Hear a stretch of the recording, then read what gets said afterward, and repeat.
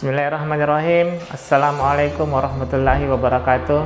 Saya Hartono, Ketua Yayasan Darul Fikri Makassar yang mengelola Sekolah Islam Terpadu Nurul Fikri Makassar, yang juga merangkap sebagai Direktur Sekolah Islam Terpadu Nurul Fikri Makassar.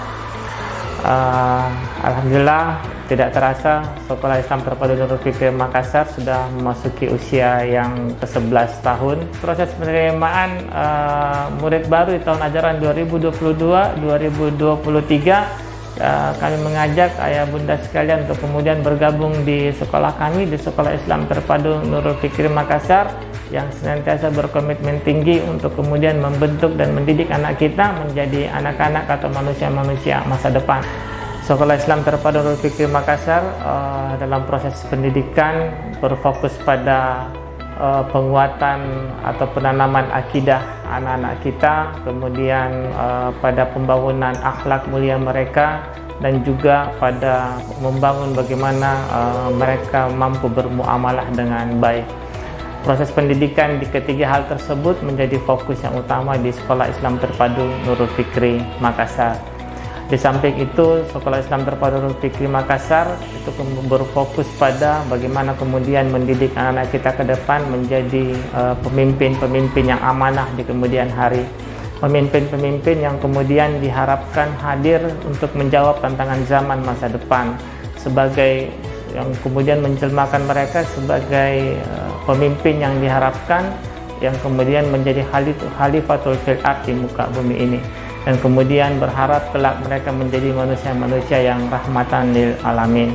Bahwa kemudian kita membentuk anak-anak kita menjadi anak-anak masa depan yang sukses di dunia dan sukses di akhirat, sehingga bagaimana kemudian mendekatkan mereka kepada Al-Quran sebagai kitab yang terbaik yang ada di muka bumi ini menjadi sesuatu yang kemudian wajib untuk anak-anak kita dididik di Sekolah Islam Terpadu Nurul Fikri Makassar, bahwa bukan sekedar menghafalkannya, bukan sekedar punya kemampuan membacanya, tapi bagaimana anak-anak kita bisa mencintai Al-Qur'annya, yang sehingga untuk keseluruhan hidup mereka, untuk keseluruhan panduan masalah mereka itu senantiasa kembali kepada Al-Quran.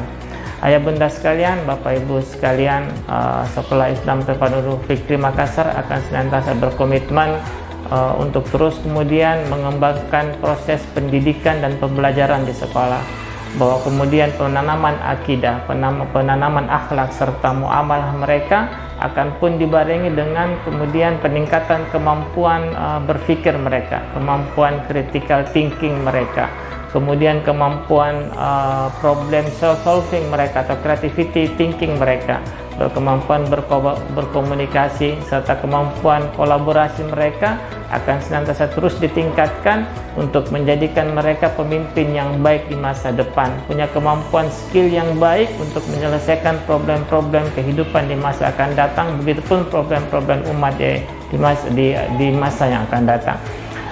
Bapak ibu sekalian, bahwa keempat hal tersebut, kemampuan critical thinking, creativity thinking, komunikasi serta kolaborasi adalah empat aspek kemampuan masa depan yang mutlak harus dimiliki anak-anak kita untuk kemudian bagaimana mereka mengarungi kehidupan masa depan yang penuh dengan kompetisi, kehidupan masa depan yang begitu sangat maju, yang berubah dari saat ke saat, sehingga dengan penanaman nilai keislaman yang baik, ketika tauhid ditanamkan dengan baik, akhlak ditanamkan dengan baik, muamalah dibiasakan dengan baik, dan mereka ditunjang dengan kemampuan 4 skill yang tadi, insya Allah kemudian anak-anak kita menjadi anak-anak yang paripurna, yang akan siap untuk kemudian menjalani kehidupannya di masa datang dengan tidak perlu ada kekhawatiran untuk kemudian bahwa mereka dilindas oleh zaman.